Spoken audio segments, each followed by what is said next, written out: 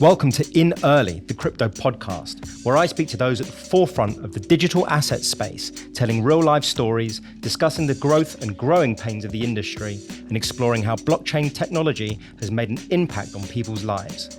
My name is Matt Green, and I'm the blockchain litigation lead at Shoesmiths.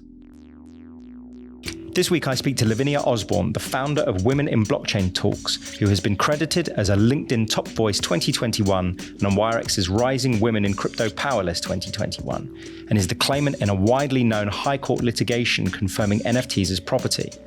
We speak about why this sector needs diversity, Lavinia's mission and how it can be achieved, as well as more on her experience dealing with the courts whilst looking to recover her Boss Beauties NFTs. Lavinia, how are you doing? I'm good, thank you. How are you? Yeah, I'm good, thank you. Thanks for coming down. Thank you for inviting me. I'm very happy to be here. Brilliant. Let's just get straight into it. I think it's important that we have a quick chat about your credentials. I've made a brief intro, but tell me a little bit about your background. From a quick look on LinkedIn, you're a director of Butterfly Wealth Creation. You've been a futurist. Can you tell me a little bit about your journey? Of course. I would say that I am a futurist. I'm always looking forward in a metaphorical sense and also on a pragmatic sense. I think that the way that technology is moving so quickly, we have to be forward thinking and about how we can embrace it, and not just from a individual point of view or a business point of view, but a societal point of view. What does that look like for society, and how do we make that inclusive? How do we make that equitable, and how do we make that diverse? Because technology should enhance society, and society is made up of many people from different realms or different classes and different backgrounds and cultures. And so for me, futurism looks like the future or the future use of technology, but in an inclusive manner. And to be quite honest, that is something that has driven me in my career. I didn't really see myself as an advocate of, let's say, diversity or women. But I think being brought up in a one-parent family with just all women, grandmother, auntie, mom, twin sisters, and then the little boy cousins came along. I've been very impacted by that, of course. And I was just surrounded by very resilient women who had many challenges for many reasons. And in seeing that, growing up, it gave me that incentive to want to do better. I think each generation should want to do better than the last generation anyway, but it's always nice if the generation before can give you a leg up. But sometimes that's just not possible, depending on various circumstances.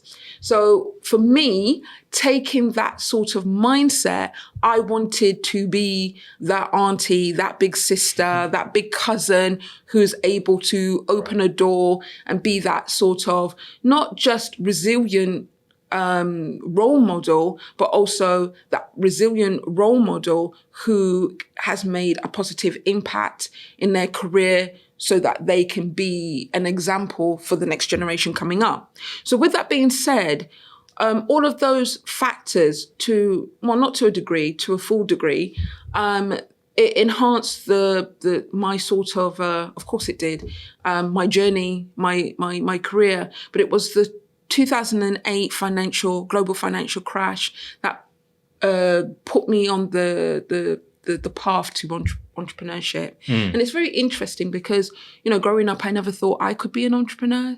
And honestly, I had a huge, how can I put it now? When you feel like a fake, imposter syndrome. When I used to say I'm an entrepreneur, it didn't feel congruent. Like, Who do you think you are, Lavinia? But now I feel comfortable saying it after being an entrepreneur for nearly 10, 15 years. So what's made you more comfortable with that? Is it the fact that it's just experience? Yes. And also just habit of saying it. You just have to keep doing the do and saying it. And sometimes standing in front of the mirror and just saying, I'm an entrepreneur. And also taking away the meaning of what an entrepreneur is, because you have a perception of what a business person, a salesperson, entrepreneur is and looks like. But the reality is that the ideology of what you have of those words is based on people after years of being it, then being in the forefront and talking about it. So you're kind of comparing yourself to very successful people when you're at the beginning of your journey, you know? And so I think it's very important for individuals just to remember that we all have to start from somewhere, and that the mighty oak was once just a little acorn.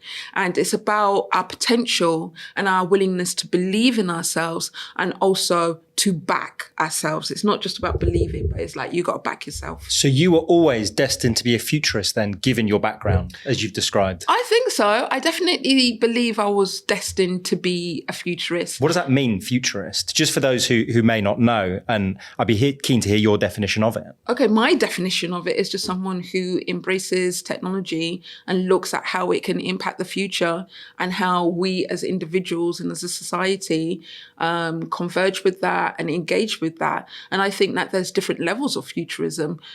So, you know, this is why my perception may be very different from someone else's, but ultimately it's about embracing technology rather than shying away from it or working against it.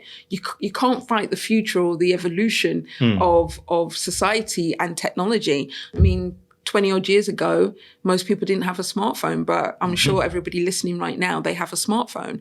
And so in their small way, you know, if they're using a smartphone and using new technology, they're a futurist in their own way, because they're impacting how that technology is being used, because data is being collected on us all the time. Yeah. So with that being said, I started Butterfly Wealth Creation, which leads into why I created, or how I got into blockchain ultimately, was because after the financial crash, I got totally wiped out by that. And what were you doing during that period? Were you doing the wealth creation? No, so prior to that, I was working for a small boutique financial company in a operations position. And then after that, I flew to Dubai to see if I could find something there. But of course, it was a global crisis. And so it affected everywhere. And I wondered to myself, if I had got a job in Dubai, how different my life would have looked right now. But that's another story for another time. We'll have another conversation about that another day, right? Yeah. But ultimately, what showed up for me was how little we know about financial education and how money works and finances work. You know, it's like these kind of like the 1%, they make all these decisions about money, which has an impact on the global financial system. And then it's the little people who are really like affected, like everyone's affected, but it's the little people. And I feel like a lack of knowledge, when you have a lack of knowledge around understanding how money works, you're kind of giving your power away without realizing it, but we are taught ultimately at school to earn money, not how to invest, not how to grow it. Unless of course you may have someone in your family who can help you with that, or alternatively, you go to a private school where they teach you about things like that. But ultimately, we're just taught how to get a job, get a good education, get a job and make money and spend, because spending helps the economy move, right? And is that how you got into this? It's not necessarily because, and maybe you'll correct me if I'm wrong, but it wasn't because you had degrees in tech and you were a programmer, but because you had a financial background and you saw opportunities there. Is that how you ended up getting into blockchain as well as this idea of futurism, or is it a little bit of both? Is it financial? Is it tech? Is it one or the other? No, it was ultimately because the financial crisis created an opportunity for me to learn about money. And then when I started Butterfly Wealth Creation, the objective was to help people have a better relationship with their money. And so when you're talking about the past, the present, and the future of money, you need to understand what the future of money is. How is it evolving? Because money has always evolved and most people don't even realize that, right? So when I started looking at the landscape of money and what it was evolving to, fintech, and then I started hearing about Bitcoin, cryptocurrencies. But at the time, and this is 2016, it was a very convoluted landscape. And so it wasn't that easy to understand. There was no education and there was no one to hold your hand to say, let me show you the world of Bitcoin and blockchain. And so I started then hearing about blockchain, and I thought Bitcoin and blockchain were one of the same, but of course it is not. And so, but I was really intrigued. And then when I started looking more at blockchain as a technology rather than Bitcoin, I was like, and I was looking at the social impact of it and how it was promoting equity and transparency. I was like, this is talking my language. And I wanted to know more. And so, of course, you know, Butterfly Wealth Creation was about financial education, financial wellness. So the whole Bitcoin ideology and transparency and equity and removing that middleman, it spoke. So that was a natural progression. It was about education. It was about making sure people understood the future of money. And then that led to your interest essentially in blockchain, how the tech works. And that's brought your tech side on. Is that right? Yeah, exactly. But I wouldn't say I'm technical. But like I said, if you own a smartphone, you know, there is an element of you that's interested in tech or is able to do a little bit of tech, the necessary. But I'm not, you know, technical in the sense of that I can code or I can read a smart contract. But it's about that history, I guess, in the finance world and that need, that desire to understand how it works and the natural progression as we are now in the world of blockchain and the different currencies that sit within it. I mean, you know, we've got the UK government talking about centralized pound now. So that, you know, your journey proves that you're on the right track because it started in something that was not involved in technology. Now we're at a stage whereby that's really being considered. So. Exactly. And also, you know, blockchain technology doesn't just touch on finance, as we know, it touches on supply chain. So, you know, being able to track where our produce or what we're buying, what we're consuming is from. And also knowing that it's ethical. I think that's so powerful. And also the fact that you can remove that middleman so that you can be part of that equation, but in a way that adds value to the space, the blockchain space, and to society on a whole. And so I think it just opens up so much more opportunities for different people and different backgrounds. And for me, that's quite powerful. So we've sort of covered my question too, which was how did you get into the blockchain space? Yeah. And why does it matter to you? I think we've covered that. Yeah, I think we have. We've sort of done that the other way around. Yeah. The next question really is more about you and women in blockchain talks, where you are the host, you're the founder. Why did you set it up? I set it up because whilst I was in the blockchain space, I noticed that there wasn't a lot of women. And there were far and few between. And even when I was employed with a startup blockchain company that was focused on the ID element of blockchain rather than the cryptocurrency element. Was this around 2016-ish? Sorry? Was this round about 2016? 2017, okay. Going into 2018. So when I was working for that company, I was the only female employee. There was a couple of freelancers, but out of all the people who were employed by the company, there was like 6 to 10 guys and 1 woman, right? And so I created, so one of the things I did to try and bring more diversity, created an event, or we put on an event called Blockchain, Bitcoin, and babes, right? Nice. Rather than the other B word. Just trying to find, it works. Okay. Yeah. Now, the interesting thing about it, there was a lot of women, not in the company, of course, but it was a, how can you call it? Like a WeWork, but it wasn't a WeWork. Yeah, it was one of those co-working spaces. Co-working spaces, yeah, that's the word I was looking for. And of course, there was other women who were, and they really didn't like the title. They thought, you know, the word babes was me kind of giving permission to men to call us babes, which is quite derogative for a man, especially in the workplace, to call a woman babes, right? Yeah, you wouldn't normally do that. Right, you wouldn't normally do that. And I wasn't given permission, but this is my thought process, and it touches on the mission. But my thought process is that if you want different people to come into a space that's brand new, you need to talk to them in their language. You need to go to where they are at. And even when I started Women in Blockchain Talks, I would have women say, can I come to the event? I'm not a woman, even though I'm not a woman in blockchain. And it was like, it's about women in blockchain, bringing in more women into blockchain. So of course you can come. It's open to all women to come and learn ultimately. But sometimes women can take things literally, and because they do that, they think this is not for me. And sometimes they get in their own way. And so they just kind of like make an excuse in their head saying, well, that's not for me because it says it's for women in blockchain, right? And so I use the term babes because I know as a woman at work, and when you get on with certain, other colleagues that happen to be women, you can say, babes, what are you up to? Babes, you want to go for lunch? It's a term of endearment. Feeling of familiarity. Yeah, exactly. Yeah. And for me, it worked because a lot of people came. I know if I put women in blockchain or just women, it wouldn't have worked, right? And off the back of it, we had more women coming to the Well, I was going to say, what was the turnout of the event? And then what happened afterwards? And so, the turnout of the event was great. We had a number of women attend the event. And off the back of it, we definitely doubled the number because it was just one of me. And so we had more than double, But there's a reason why it's not called babes in blockchain. It's called women in blockchain talks, right? Because now you've opened it out and there's a sense of understanding what people want and what will draw people in. Yeah. So it's a balancing act, right? Exactly. But for that event, it was a one-off event, but not a business brand, It was lighthearted. Yeah, it was lighthearted. And so the mission with Women in Blockchain Talks ultimately, it has evolved, but initially the first objective was to spotlight the women who were in the space and then shining the spotlight on them because representation matters. Did you feel like they were being undervalued at the time? 100%. I still think that we're undervalued to a degree, right? But 100%.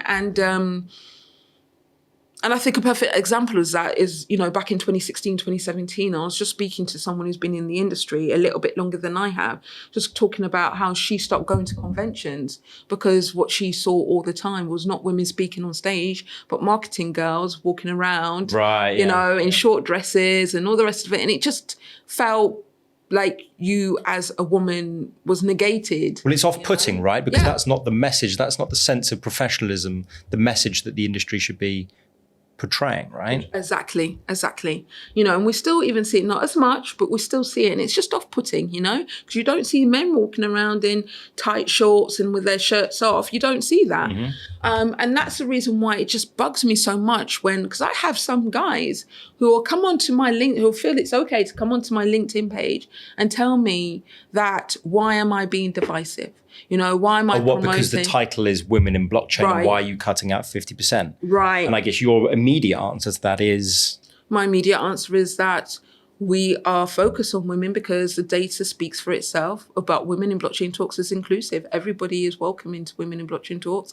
We just focus on women, or we just highlight women, and there's nothing wrong with that. We need male allies, and for me, Women in Blockchain Talks has evolved to not just focus on women, but just on diversity on a whole. But I'm not disabled, I'm not neurodivergent, so that is not something I can speak on with authority. But what I will do is definitely bring in those people who can and will to ensure, and also I do small things to try and make sure that the space is inclusive for those people as well. But I'm not an authority to speak on that, but I am an authority to speak on gender, race, culture, languages. And so that's what I talk on. And I just fly that flag for diversity on a whole. And as you say, that seems to be quite divisive. Is that upsetting? Are you sitting there going, well, why is this divisive? It's quite clear that there's underrepresentation. Yeah, exactly. It is. It's not upsetting because, people will have their own opinions and I just don't have time to focus on. You're always going to get people's opinions. Yeah. No one's ever going to agree with you 100%. Yeah. So you just have to sort of brush it off sometimes. Exactly, brush it off. But what I don't appreciate is that you come onto my page and basically tell me that the work that I'm doing, the important work that I'm doing, is nonsense. To me, you are disrespectful if you choose to do that, rather than asking the question of, why is this? Let me understand. And even if my answer does not persuade you've questioned it in a respectful way. You don't have to agree with me. That's absolutely fine. But don't be disrespectful, because at the end of the day, there is the data speaks for itself. So if you just took the time to look at it, you would know the answers for yourself. And your mission, I guess, is very clear, as you've quite rightly said, and I'm sure is plastered all over the marketing material. It's highlighting women in the space, highlighting diversity in the space. Yeah. How are you going to achieve that? Or what is the end goal? Or how can that be justified, the end goal? Not justified, but how can that be, how do you know when to stop? I don't think there is no stop. It's an ongoing until I think being in this space, I can see the problems, the issues, the restriction, not even the restriction, but the resistance, that's the word, to the work that I'm doing, and lots of people talk about the importance of diversity and inclusion and how they stand for it. There's a big corporate message around. There is a big corporate message, but you need to put your money where your mouth is, right? And there's a lot of corporates who are not doing that. And right now we're not in a bull run, we're in a bear run. So there's money is kind of put aside for the things that need to grow. I get that, but at the same time, if this space is moving forward, you need to invest now, not later on, because then we're just going to have a duplication of what we're seeing, what we have seen, it's and what we do path, see. Just maximized, right? Yeah, but I don't, let's learn from the tech and from the traditional tech and traditional finance industry. Let's not talk about it and then invest in it later. Let's invest in it now to make sure that the metaverse and the Web3 and everything that we're creating in this space is diversity led, right? And so to answer your question about what it looks like, so I put together a mission, and that mission was 50,000 women into blockchain by 2023, which is the end of this year, right? So there's a lot of work to be done. Thanks for coming and taking the time. But I love a challenge, and so where did that number come from? Just quickly. I don't know where the number came from, but I just thought it was a nice number. And I'm just of the mindset, even if I don't hit it, I already know that I've made an impact and I've touched people's lives. So it's not about the reaching the number. It's about the people's lives who I touch in reaching that number, so to speak. And so that's what I focus on. But yeah, I'm definitely going for that number. So you should. And is it a matter of trying to, so your mission is you want to highlight these women in this space, right? And by virtue of that, further, more women come in and go, okay, well, I can see there's somebody already in this space, and there's a sense of comfortability, and that means a bit more. That's essentially the feeling, right? Exactly, and so, like I said, representation matters, and then what that does as well is it. So a part of how I do that is outreach, because you can't preach to the converted, right? So you need to do, and this is the reason why Women in Blockchain Talks is so important, right? Because I'm willing, and I do the work to go out there to talk about blockchain and speak about it in a way that the everyday person feels like it can relate to them. People have said to me, I never thought that I'd be interested in this subject, but because of the way you explained it, Lavinia, and you talked about it with the passion that you do, it's made me want to have a look. And that's the whole point, right? Getting people into this space in a way that isn't patronizing or too technical. Right, or overwhelming. Right? Exactly. And I suppose your audience isn't just everybody. It's going, okay, well, it's not just, to be able to get those people into this space, great. But actually there's a whole group of women who are even less likely to get into it unless you have your mission. And I suppose to sort of side that, maybe the reason why you're getting pushback on certain social media channels is because you're making a difference. If you're speaking to people who are already converted, like you say, that may not have an impact. But if all of a sudden you're going out there and you're pushing against a wave of people, then you're going to rub people up the wrong way. But it shows it's working. Yeah. Because people go, okay, well, Lavinia's really making a difference here. And I suppose that's the mission, right? Is to get it out there, bring people in who wouldn't otherwise. Exactly. And so this is the reason why, going back to what I was saying, is like, if you look at some of the different, an exchange, I don't want to name any names, but an exchange, their job is to exchange. If you're a compliance company, your job is to do compliance, right? You may offer education on the side, but if someone has never heard of that exchange, they're not going to know, oh, I can get some good education from that brand name exchange. It needs someone like me to go out to talk about this space and to be able to say, you should look at A, B, C, or D, or these are my recommendations. And this is the reason why, crypto, blockchain companies should partner and work with a company like Women in Blockchain Talks, because we're doing that outreach work for them, Well, let's talk about that outreach work and my next question is tell me about Women in Blockchain itself. So you put on different events. How does it work? What does it look like? And what do you talk about? Okay. So first of all, education, blockchain education. I feel like at the beginning and still to a full degree, we're advocacy for blockchain, right? So I'm advocating it. And so I've now advocated it to you. You're like, interesting. So now you need education. Okay, you've got the education. What do I do with that education? I've gone down the rabbit hole. And then you need a community that can hold you accountable if that's what you wish, that can help you to connect to other people. So it's all about networking, right? And so there's different things that I do. I try and be very innovative and fun in the way that I to create different events. So we've got stuff like a crypto workshop, right? And that's just getting you started with crypto. And because we have different levels of individuals, because remember, we got all people, all genders in Women in Blockchain Talks. And so you can have, but I will say just women because we're focused at women. So we have women who just want to leverage their pension or have a better understanding of how to use crypto to add to their income stream, right? Even though, yes, the market is very volatile, but it's still good to understand how it works, right? And a lot of women who are coming to this space, they've actually said that they've had a better understanding of financial education through crypto than through traditional finances. Which is how you started in the first place. Which is how I started in the first place. Right. And then you've got women who want to build, not just from the technical aspect, but entrepreneurs like myself. So they have the ideas, they need to connect with the devs. And then there's people who want to pivot their career.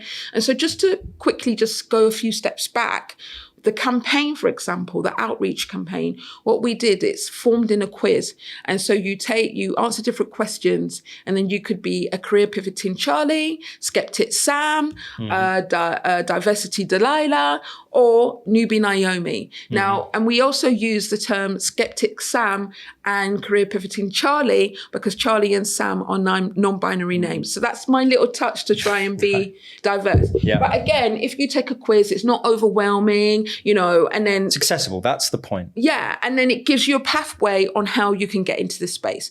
So that's one thing. And then we do another thing like an NFT minting party. So just think of Sex in the City with some, crypto technical learning. So how to open your wallet, how to put money in, how to buy a NFT and hold it in your wallet, right? So where do you go around doing this? Do you hire out a space market and say, if you want to learn about all of these things, come and join us? Or do you go around to say, I don't know, we're a law firm. Do you go around and speak to law firms? How do you go around doing it? I will hire a place. I'll do it online. And then, of course, if a company wants to, put together an NFT minting team building day, right, then they can hire me to do that. We also do BBBs, which is Blockchain Business Breakfast. Now, those are quite local. So we have that in London, and that's for businesses to come together, and they could be in blockchain. They could be interested in getting into blockchain and come and network with other businesses that are already in blockchain. And then one of the things we did, which is also part of the outreach, is our global chapters. And so we recently last year we opened in Berlin, Barcelona, Warsaw, and Manchester, because of course the UK is bigger than London. And we also had a chapter which is on pause in Dubai. But we're also looking to open chapters in the US and Canada, and so North America and Canada, also in Africa and in the Balkans and Israel. And when I say open, these are women who've said we are interested in having a Women in Blockchain Talks global chapter and that's part in of the city. That was part of the challenge, right? It's getting women involved, and because it's grown organically, they're saying, well, actually, we'd like to host a local one where we are. Right, exactly. And that's how we do our outreach. That's how we're, building on our mission. And the great thing for me that I love, because I didn't want Women in Blockchain Talks just to be about education, but I also wanted it to be an opportunity for women to step up and lead. And so these global chapters are also an opportunity for the women in my community to build their personal brand and to help other women. Teach leadership, goodwill. Yeah. They can say that, they build the goodwill by running these talks, chapters, whatever it be. Yeah. I appreciate that quite a bit of it, you say not all of it, but quite a bit of it is education. Do you offer courses, or is it a matter of going every month and saying, we're going to talk about this week, and then we're going to talk about something else this week? Or is your plan to create some sort of course that people can have? Yeah, so we're working on that as it stands right now. And we're really excited about this. So we do have I think it's important to say we have a free community, and in that free community, we do monthly mini classes, and then we'll touch on topical subjects like, we've got one coming up on SDGs, UN's the 17 Sustainable Development Goals, and how we can use web tools around that. And then we also do every 2 weeks, my community manager, she will do something on education, like touching on tokenization. So, the thing about it, people can only take in so much information at a time. So what we've also done, and I'm really excited about this, is that we've created a program of educational content creators. And what they're doing is creating courses, 25 minutes long. And it's by women, not for women, but with a focus on the women market. Well, it's about visibility, right? So you want women to be able to deliver these videos because you want women to be seen in this industry. Yeah, exactly, to be seen in the industry. But I also think, and some people will disagree, but I think the way sometimes women put things together can be a little bit different from way guys put things together or explain things. But we also wanted to make it like 25 minutes because we know that our main audience, women are very busy being everything that they're being and doing. And so 25 minutes is enough time to be able to get that information and move on. So that's the things that we're doing to, again, not just educate, but also highlight different women and give opportunities to women in our community. Okay.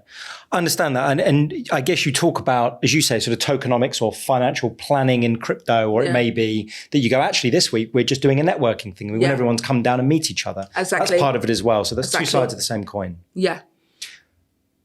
So to sort of lead on from that, what can the industry do better for women?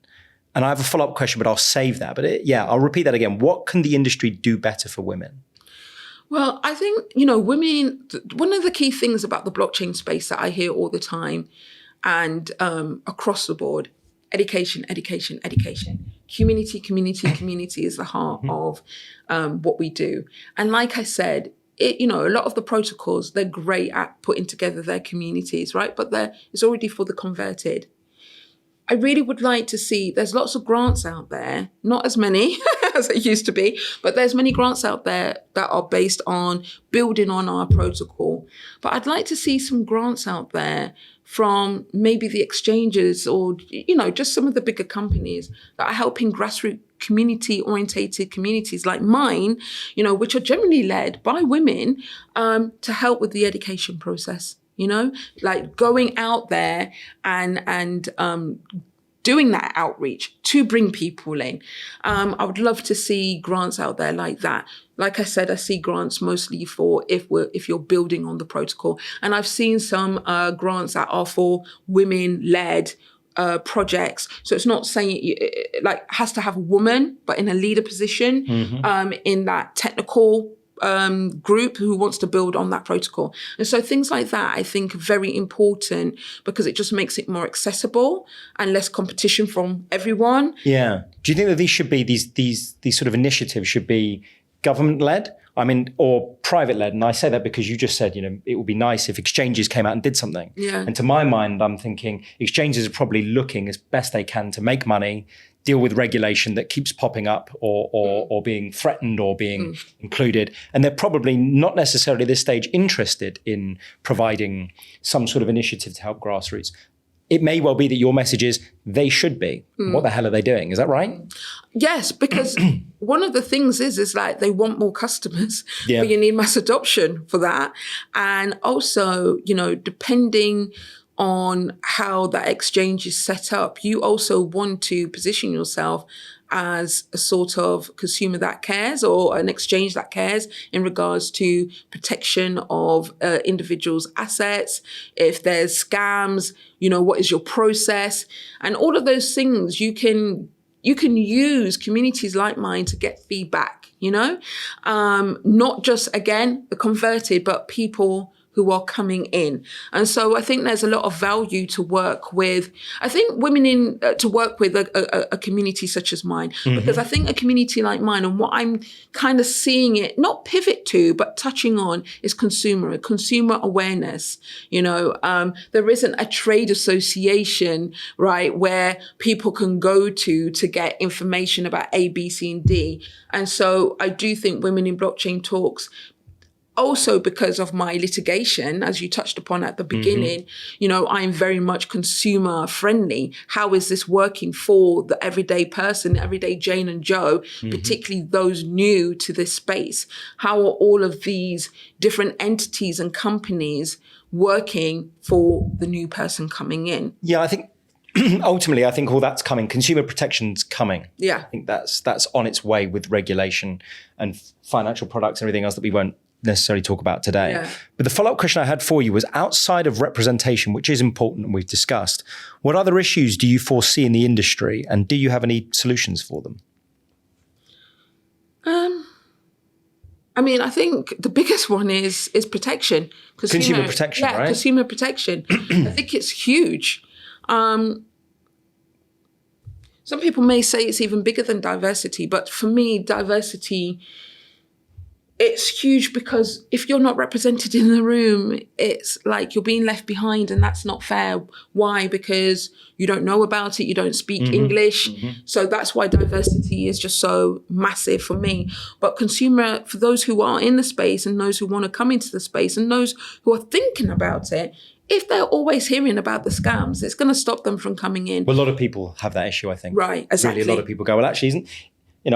my day job is dealing with blockchain. I'm a lawyer specifically dealing with blockchain and crypto assets. People go, well, to some extent, you're not dealing with just fraud all the time. And it's like, well, no. And there's an education piece to be had there. And I guess that's part of your mission, right? Exactly. Along with diversity in this space. Yes, exactly. And one of the key things that when I talk to individuals, particularly women, I talk to them about why they need to come in and lead from the front.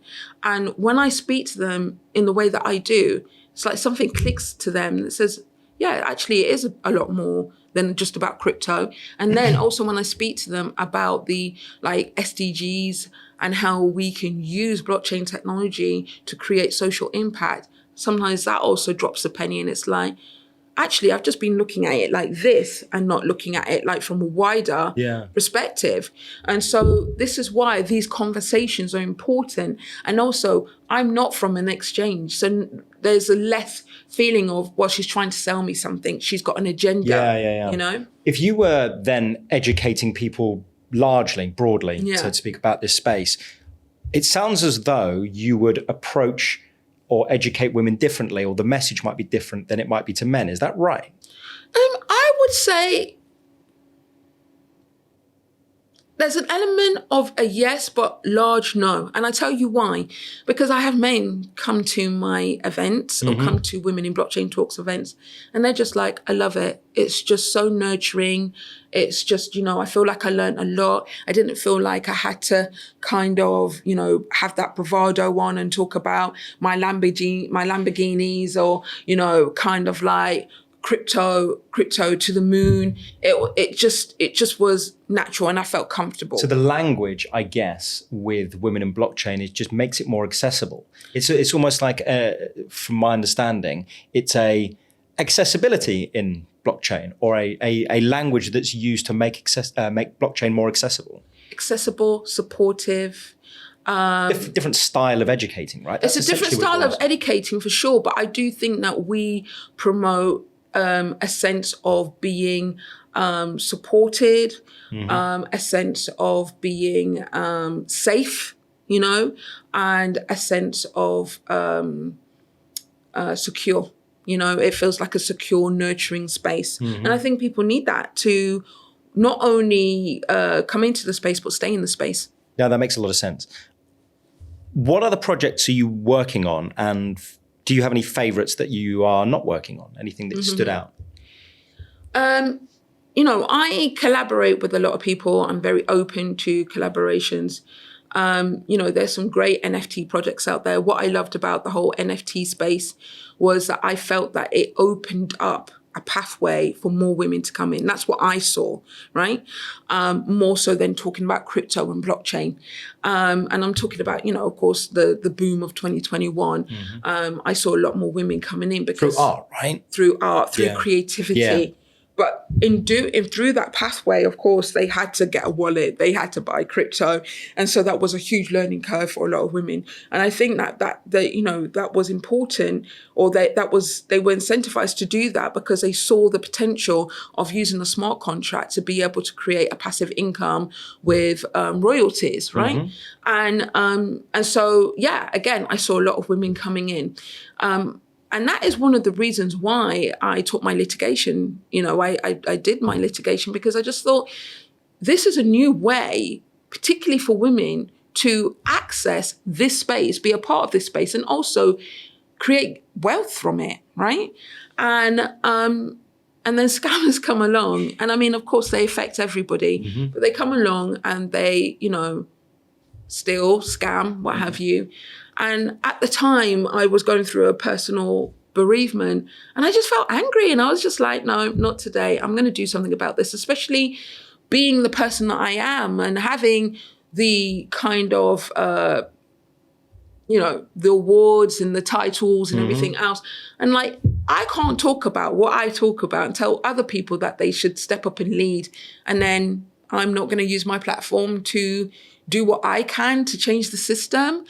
Or see what can happen from taking this to the courts. Well, let's talk about the court case. So let's just take it from the start, right? So, by way of background, the case that you brought was a case around NFT thefts. Yes. I wonder whether you can tell us what was stolen, when, the build-up. So you probably had to do an affidavit and a witness statement. Yeah. Roughly something like that. Yeah. Maybe you can tell people what happened. Yeah. So before I chat on that, let me take 2 steps back because you asked me what project. And so Boss Beauties is one of the projects that I love and was involved in. And by being involved, I had to Boss Beauty NFTs. What is Boss Beauty? So Boss Beauties is a blue chip NFT project that's promoting women empowerment. Right. And it was created by or co-founded by Lisa Mayer and her husband. And they're based out in America and they've done work with Marvel. They've showcased their NFTs at the New York Stock Exchange. So really well respected brand, NFT brand. And so I had 2 Boss Beauty NFTs, loved them. And were they physical? Were they still a piece of art? Were they audio visual? What they were art pieces. So, okay. Static art. Yeah. And so I had a MetaMask wallet, OpenSea, connected. And I just happened to be going through my wallet and I was like, this looks strange. So I asked a friend and I said, this is not correct, right? You know, you just need a second opinion. And they were like, yeah, your NFTs have been moved. And I was like, what? So this was, you logged in on OpenSea, you bought them off OpenSea, right? No, they were gifted to me. They were gifted to you as part of that project. So it was in my wallet. And I could see them on OpenSea, of course. So you log in, there they are in your wallet. You're very happy with that. Yeah. And then you log in one day and they're not there anymore. Yeah. What is it, for those who don't necessarily know or have a wallet or have seen it, what does it look like? What does a wallet look like, really? Can you see that it's just nothing that you log in? It's almost like an inbox and it just says empty. Is that what does it look like? It looks like, it wasn't even that it said empty. It's like, when you have an activity and so it shows that it was there and then it shows that it's been moved. Oh, withdrawn. Yeah, right. Exactly. But it doesn't say withdrawn. It just says transferred. Transferred to someone. Exactly. Right. And so you're looking at it thinking, you start questioning yourself and like, did I do something? Did I touch something? And, obviously being in Web 2 and using the internet and being, doing marketing, I know never to just click on a link. So I'm very fully aware about how to protect myself to, a large degree. And also being in this space, again, I'm fully aware of different scams. So it was just like, no, I never clicked on a link. I haven't sent anything. Did I sell anything? And I don't remember. No. And so it's kind of like you're gaslighting yourself because you think, what did I do here? You want to blame yourself rather than think that someone else has done something. Right, exactly. Right? Because that's scarier. Yeah, exactly. So when you logged in, how long ago had your assets been withdrawn? So it was January and I logged in February. Right. So actually it was quite a few weeks. Yeah, exactly. Right. So anyway, I then was like, okay, what am I going to do about this? And so I put a message out on Twitter actually. And using the network from Women in Blockchain. Exactly. Right. And I was just like, my NFTs have been stolen. Who should I talk to? Blah, blah, blah, blah, blah.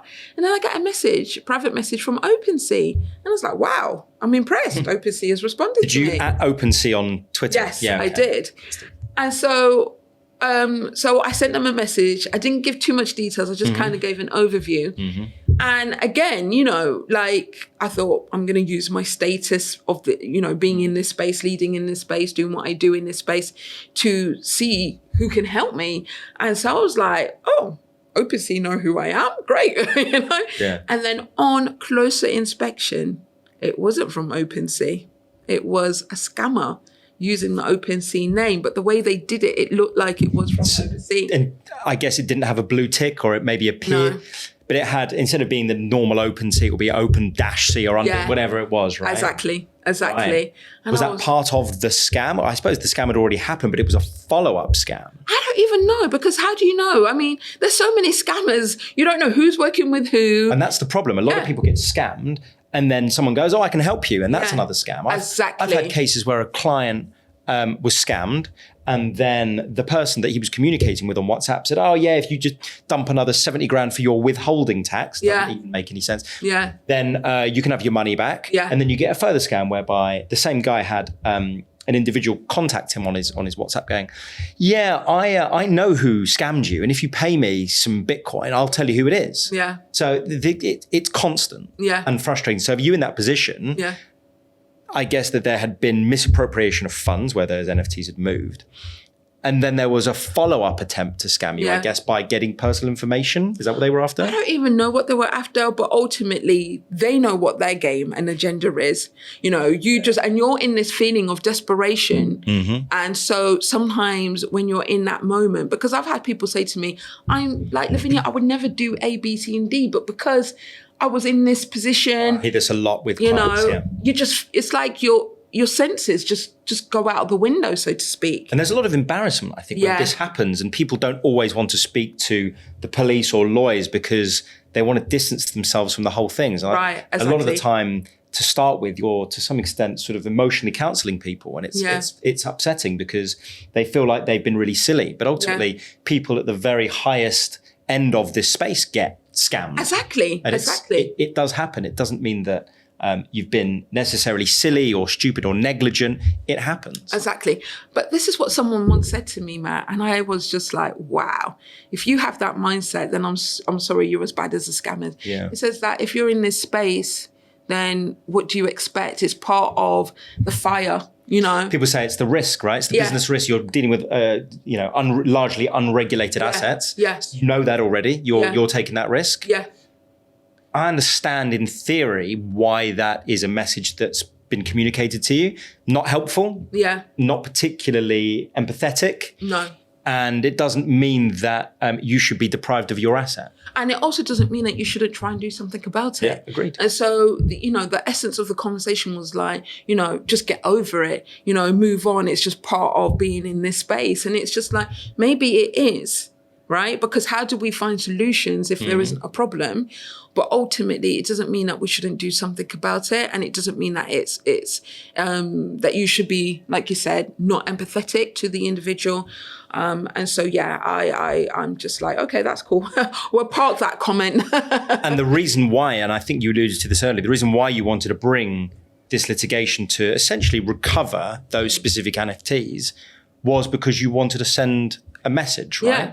Tell me about that. So the message, there was multiple messages. And multiple messages is, one, I just was like, I wanted the scammers to just understand, no, like, this is wrong. You can't do this. Secondly, I wanted to see what we could do to retrieve. And in doing so, how can we make it easier for the everyday person? So those who are willing and who are taking that risk, so to speak, to come in, can feel like if something does happen, there is some level of recourse for me, and that to me is so important. So it's a sense that you weren't prepared to roll over and you were willing to say, actually, to the world, this shouldn't happen. Yeah. And I'm going to go do something about it. Yeah, exactly. Okay, Exactly. I understand that. So I guess, and it ended up in a judgment whereby it was the first time NFTs had been traced and seized, and one of the judges was considering whether they were property, and then he sort of decided that he was. What was dealing with lawyers? What was dealing with the courts? How did you find the whole process? I appreciate it's still live, so there's certain things that you can and can't say, but how was it? Well, first of all, I've got to give a shout out to Rachel Muldoon, who is my barrister. She is excellent and definitely a trailblazer in this space. And she made it easier for me, but it is still not easy, very overwhelming. And I was talking to, another lawyer who's, very active in this space. And I was just saying that I think would be useful to the layperson is if there was like a document that kind of broke down some of the words that are legalese, basically. Proprietary injunctions and stuff like that. But within the legal context, so that when we are discussing and talking, there's a sense, because, most people in this space are very intelligent people. But of course, if you're just not used to certain terms, it's going to be overwhelming, right? So if you have like a sort of a layman's guide to these terminologies, I think it would just make it that little bit easier. And I think that what I've done so far in regards to creating case law, being that person, the first person in the world to receive a proprietary injunction is, and as I said, the litigation continues. But in doing what I've done so far, someone else may be able to take up the gauntlet where I will maybe draw the line or complete or finish, and they could take it that step forward, because this is not a sprint, it's a marathon. And if this space is going to grow, which we believe it is going to, then there's going to be a lot of developments, a lot of evolution, as particularly in this space. Yeah, because it was a case whereby it was an NFT that was followed and it was injunction over those specific assets. And there had been cases prior whereby it was fungible tokens. So it was a proprietary injunction over assets that could be traced. In this instance, it was a matter of following those exact NFTs, because by their nature, you can't trade one for the other. Exactly, they're whole. Exactly. And I guess, where is the litigation now? Obviously, again, there's certain things you can and can't say, but how long has it been going on for, or when did it start? And last year. So it's coming up to a year. And you're getting to a point now where things are ongoing, I guess. Things are just ongoing, yeah. So can't talk too much about it. Yeah, I can't talk too much about it. I'll have to pick your brains when it's all over, but again, maybe not. Yeah. And I guess, and this was a question I think maybe you've already touched on, but it's probably worth digging into a little bit more. Do you feel like it's important to be part of a case like this, and what message does it send to the wider world? I think you have touched on this, but yeah, of course it's important, because first of all, I'm using my platform for good. It is for good, but I'm actually walking my talk, and I just I think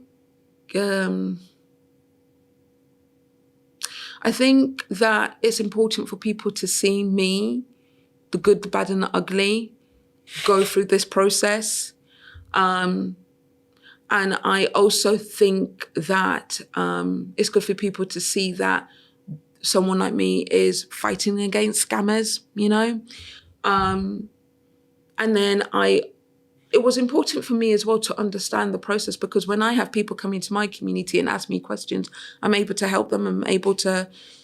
Yeah, that's one of the things that I was going to say, because people come to you and maybe they're in part of your network, they say that they've been scammed, and you can actually talk from experience. Exactly. As someone who has been or is a victim and has dealt with the struggles of recovery. Yeah. So I guess it gives you, I suppose credibility is a weird word to use in this sense, but it gives you credibility to talk openly about your experience. And I suppose it shows to the world that this is important. Yeah, exactly. And of course it's important because it's your assets. Yeah. And we need to protect ourselves as best as possible. I'm going to ask one final question. It's nice and broad for you. Mm-hmm. What does the next few years look like for you? I would say, for me personally, of course, is to continue to do my outreach programs to expand women in blockchain talks via the global chapters route. But me, Lavinia, I'm looking at writing a book. I am looking to do more just public-facing things. It's the goodwill, right? It's the goodwill, building that goodwill, getting yourself out there to push out your messages. Yeah, and also just do more outreach just through my story as an entrepreneur and also as a person in litigate, and who went through this case. And at the end of the day, I always talk about, and you touched on it, I wanted to be a positive influence and create a positive impact in this space and leave a legacy. And this court case is definitely a part of my legacy in this space. But again, for me, it's very important to walk my talk, because I can't tell other people to do it if I'm not doing it. So I hope by just being in this space and being a woman of color, it will bring more diversity and more individuals into the space, just because I am being and doing. And have you seen, I appreciate that I said it was one last question, but just to follow on. Have you seen, since you started this journey, an increase in diversity, or at least an increase in women participating? 100%. And I'm really proud to say that there are a number of women who are building up their brand and their name. And, they will say, I came into this space because of Lavinia. I came into this space because of Women in Blockchain Talks. I heard a podcast. One person heard the podcast in Colombia, and then they came to the UK and they've been building their brand. Nice. People have said, I heard about this space first because of an event that I went to that Lavinia was speaking at. And so I know from those testimonials that I am making a difference, and I'm really proud of that. So Lavinia, if people want to find you, where can they find you? Is online? And the best place to find me is LinkedIn. I have a love affair with LinkedIn. And also Women in Blockchain Talks company page is on there. We have our website coming, revamped. So of course that's www.womeninblockchaintalks.com.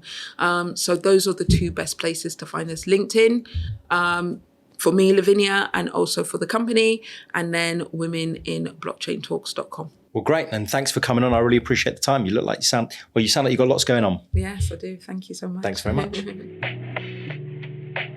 This podcast does not contain any financial or legal advice, and you should not seek to rely on it as such. Opinions are the individual's own. This podcast was produced and edited by Joe Howkins and music by Luke Carey. Thank you for listening, and see you next time.